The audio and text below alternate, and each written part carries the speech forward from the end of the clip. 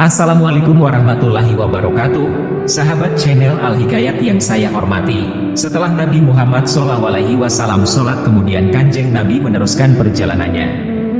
Sahabat channel Al-Hikayat yang saya hormati, Buruk berlari kencang. Larinya laksana menyambar-nyambar. Jibril bertanya kepada Kanjeng Nabi, "Mengertikah ya baginda Rasul, di tempat manakah baginda mengerjakan sholat tadi?" Kanjeng Nabi menjawab, "Saya tidak tahu." Jibril berkata, "Baginda tadi sholat di Bethlehem, tanah tempat Nabi Isa dilahirkan." Dan di tengah-tengah perjalanan, saat Kanjeng Nabi masih berada di atas punggung buruk, tiba-tiba Kanjeng Nabi melihat jin ifrit, jin yang jahat, yang bergegas mengikuti Kanjeng Nabi dengan membawa sebuah obor. Setiap kali Kanjeng Nabi menoleh ke belakang, jin ifrit terlihat masih ada. Selanjutnya Jibril berkata, "Apakah baginda Rasul menginginkan saya untuk mengajari baginda kalimat-kalimat?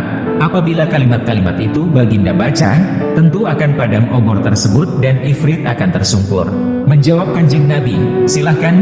Dan Jibril pun akhirnya berkata, "Baginda Rasul saya persilahkan untuk membaca, saya berlindung kepada Allah yang Maha Mulia dan kalimat-kalimat Allah yang sempurna, yang tidak dapat dilanggar oleh orang-orang syalih dan jahat, serta dari bala kejahatan yang turun dari langit, dan bahaya kejahatan yang naik ke langit, pun dari kejahatan makhluk melata di bumi, dan dari kejahatan hewan-hewan yang keluar dari dalam bumi, seperti ular, kalajengking, dan sebagainya, serta dari bahaya fitnah godaan di waktu malam dan siang tiba, pun dari bencana yang datangnya tiba-tiba ketika waktu siang dan malam, kecuali apabila datang sesuatu yang membawa rahmat kesehatan.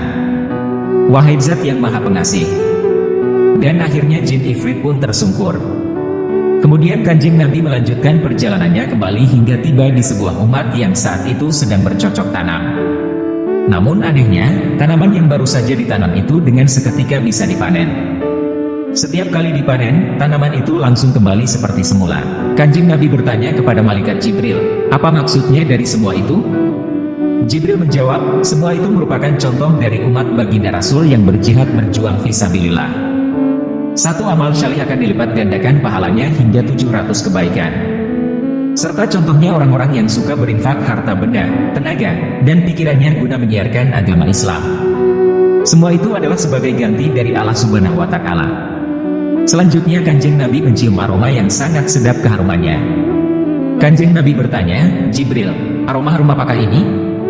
Jibril menimpali, "Ini adalah aroma harum Ibu Masyitoh, seorang wanita yang bekerja sebagai juru sisir Raja Fir'aun dan putri-putrinya." Suatu ketika, Masyitoh menyisir rambut putrinya Raja Fir'aun. Tiba-tiba sisirnya terjatuh.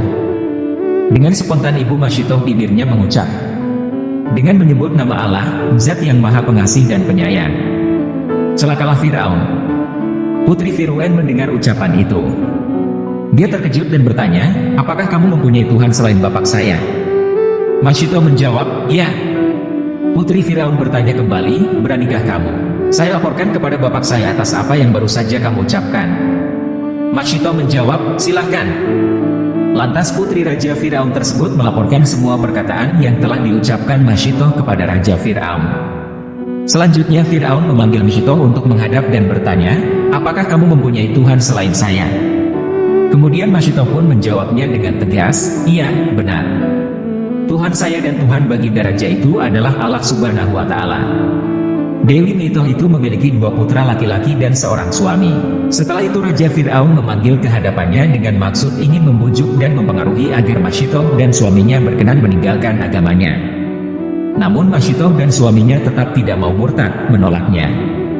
Fir'aun kemudian berkata, "Kalau begitu, saya akan benar-benar menghukum mati kalian berdua." Dewi Masyitoh menjawabnya, "Silahkan. Saya hanya meminta yang terbaik dari baginda raja. Apabila kami semua jadi dibunuh, saya berharap agar ditempatkan dalam satu tempat yang sama dan dikubur dalam satu kuburan yang sama pula." Fir'aun membalasnya, "Ini jadi hakmu. Saya akan melaksanakannya." Raja Fir'aun lalu memberi perintah agar segera menyiapkan kelencean di Dembogo, penggorengan yang terbuat dari tembaga yang sangat besar, dan diisi dengan minyak zaitun, pun dipanaskan hingga mendidih. Selanjutnya Raja Fir'aun memerintahkan agar Masyitoh beserta putra-putrinya segera dimasukkan ke dalam tempat penggorengan tersebut. Simak terus videonya. Terima kasih sudah menonton channel Al Hikayat. Dan jangan lupa bantu subscribe, komen, dan like. Wallahu a'lam bishawab. Assalamualaikum warahmatullahi wabarakatuh.